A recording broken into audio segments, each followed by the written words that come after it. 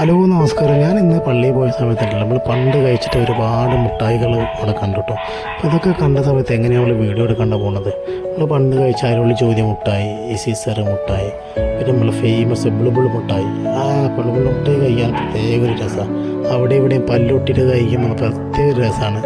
പിന്നെ നമ്മൾ എന്താ പറയുക, പുളിയച്ചാറ് കഴിക്കാത്ത പെൺകുട്ടികൾ നമ്മളെ സ്കൂളിൽ കേട്ടോ.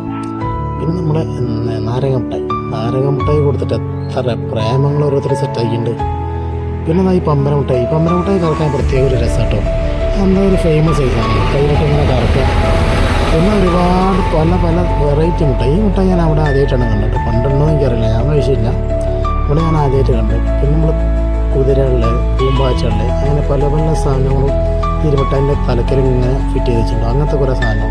പിന്നെ നമ്മളെല്ലാ കാലത്തും കാണുന്ന ജീരക മുട്ടായി, അങ്ങനെ പല മുട്ടായികളുടെ ഒരു ലോകമായിട്ട് ഇവിടെ. ഇതൊക്കെ കണ്ടപ്പോൾ നല്ല രസമാക്കിയാണ്. ഇത് നമ്മളെ ഇഞ്ചി മുട്ടായി, അങ്ങനെ പല മുട്ടായിയാണ്. ഇത് കോലും മുട്ടായി. അപ്പോൾ മുട്ടായിൻ്റെ കഥകളൊക്കെ എത്രയാണ്. അപ്പോൾ ബാക്കി കഥകളൊക്കെ നാളെ കാണാം കേട്ടോ.